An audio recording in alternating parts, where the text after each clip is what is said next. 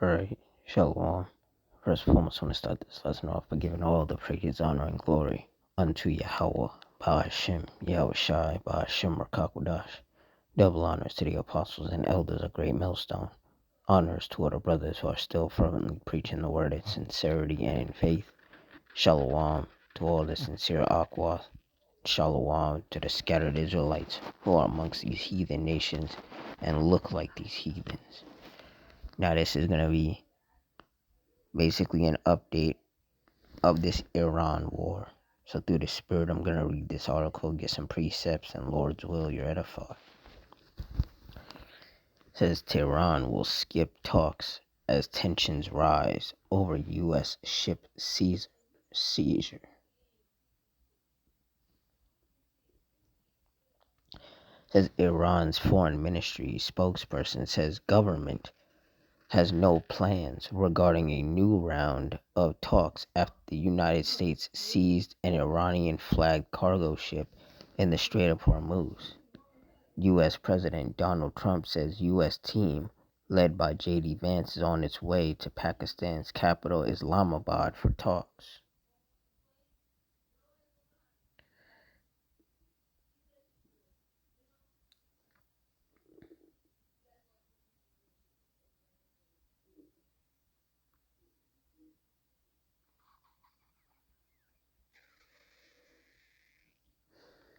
Yeah, so the main point is that, that Iran, they're saying that they're not trying to have peace talks with the U.S. They don't mind going to war. That's what they're on. And ultimately, this is what the Lord wants. The Lord is the one who's continuing this division between Iran and the U.S. The Lord is not letting them, sit at the table, have peace talks. The peace talks go well and everybody calms down and goes their separate ways. Now the Lord is keeping this thing going. Luke 12:51. Suppose ye that I am come to give peace on earth? I tell you nay, but rather division. And as long as this war between the U.S. and Iran is going on, there's going to be, there's going to be a lot of economic fallout. The price of oil is going to continue to skyrocket. Grocery prices, the cost of living, things are just going to continue to get worse. And there will continue to be no peace. I have the definition of division among people here. And it says division among people refers to a state of disagreement, discord, or separation that splits a group into opposing factions. It represents a breach, rift, or alienation between individuals or groups, often characterized by tension or hostility. And that's what's happening. Right now, the U.S. and Iran, they're not on the same page. Mostly because the U.S. attacked them, bombed them. That's what kicked this whole thing off in the first place. And Trump is sitting here talking about, oh yeah, Iran, they want to surrender. They want to have peace talks. They want to make a deal. And Iran is over here talking about that's not at all what's happening. They're like, yo, we take this, as far as we can take it. So there's division happening between the two of them. And it's just a continued division. The U.S. side keeps talking about peace talks, but Iran or Tehran, they're like, no. Like, we're not doing that because they know better than to trust Esau. That doesn't end well. The scriptures say, never trust thine enemy. For like as iron rusteth, so is his wickedness.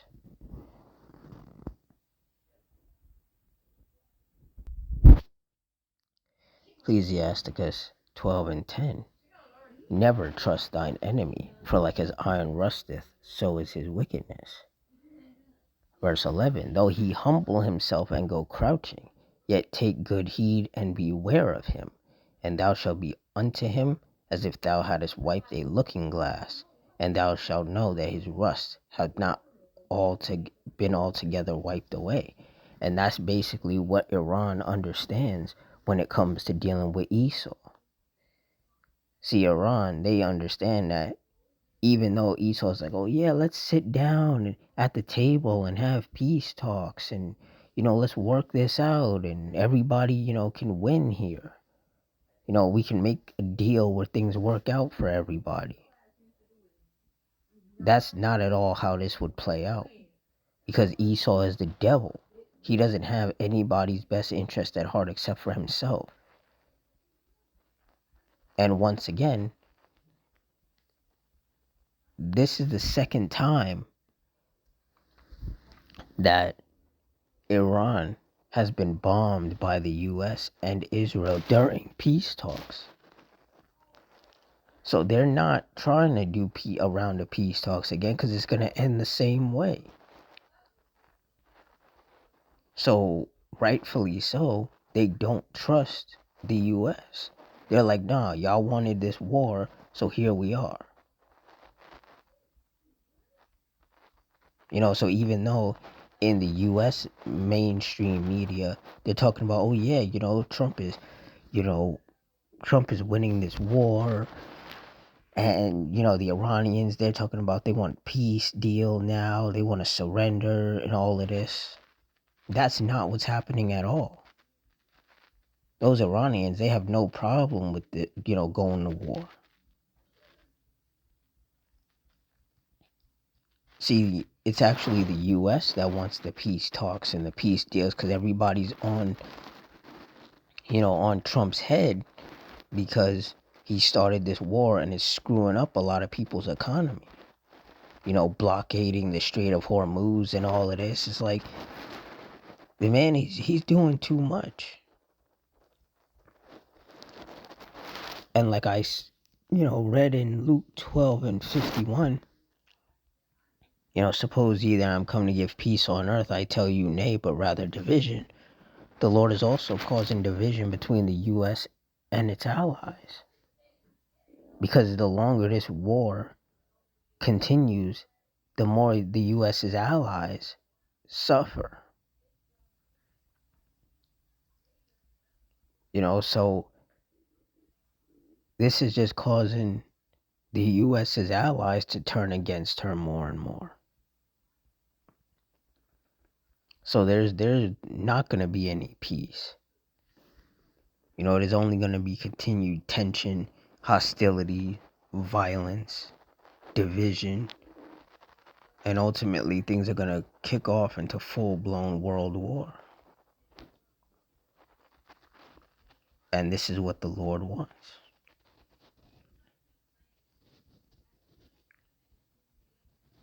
Exodus 15:3.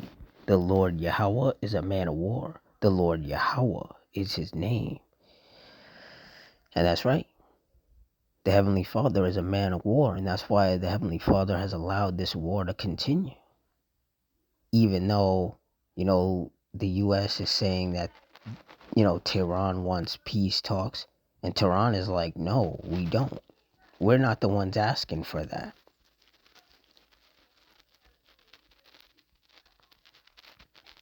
And, there's a lot of simple-minded people out here that are like, oh, the problem is Iran. Because if the U.S. is talking about they want peace talks with Iran, but Iran won't come to the table, then, Iran is the one who wants to keep this war going. And it's like, in a sense, yeah, because they know that they're going to end up right back where they are regardless. Because there is no peace when Esau is around.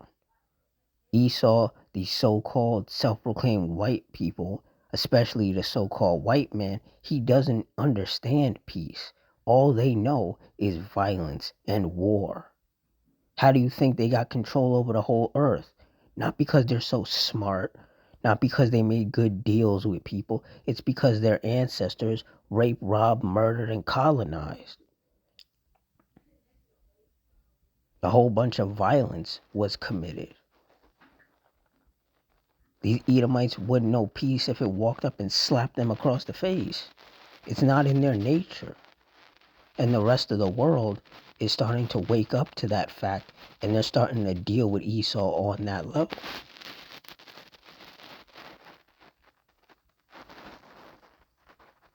And also, we are just in a time, the Lord has placed us in a time of war.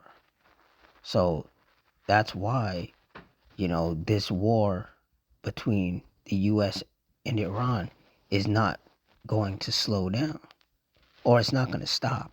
It may slow down, but it's not going to stop. Ecclesiastes 3:1, to everything there is a season and a time, to every purpose under the heaven. Jumping down to verse 8, a time to love and a time to hate, a time of war and a time of peace. And we are clearly in a time of war. That's why, these peace talks and all of that, that's why it always fails. Because we're in a time of war. The Lord does not want there to be peace. There will be peace once the kingdom of heaven is established. But the kingdom of heaven won't be established until America is wiped off the face of the earth. And that's going to happen once World War III goes full blown from one end of the earth to the other. So as long as we're here in captivity, as long as America still exists, as long as Israel is still being run by those heathens, there will be no peace on earth. It will constantly be hostility and violence and war and chaos.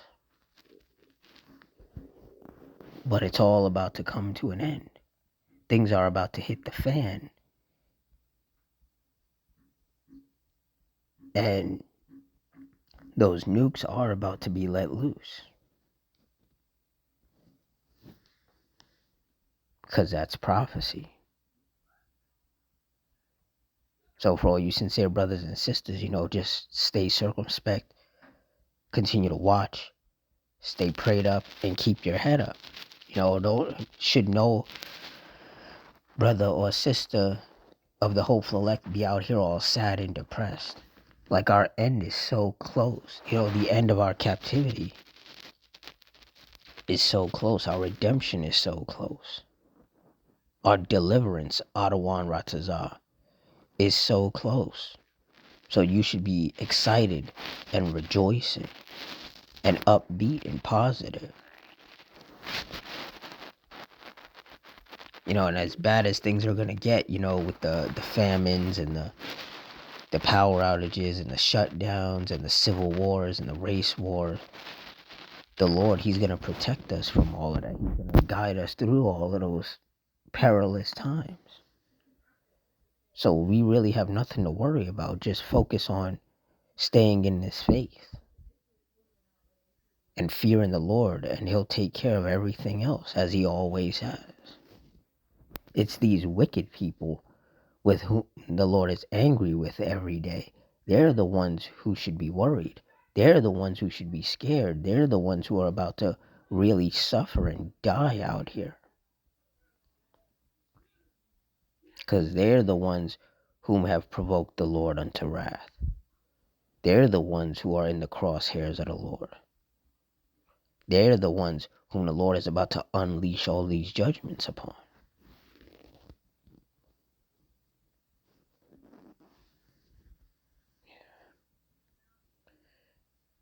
So with that, I'm going to wrap it up here. In closing, I want to give all the praise, honor, and glory unto Yahweh, Bahashim, Yahushai, Bahashim, Rakakudash, the water Yahweh, Bahashim, Yahushai, for putting the spirit on me to do this lesson. Double honors to the apostles and elders of Great Millstone. Honors to all the brothers who are fervently preaching the word in sincerity and in faith. Shalom to all the sincere Akwath, and Shalom to the scattered Israelites who are amongst these other nations and look like these other nations. Hope you all stay strong, stay safe, stay fervent, stay circumspect, stay prayed up. Adawan Ratazah. Till next time, Shalom.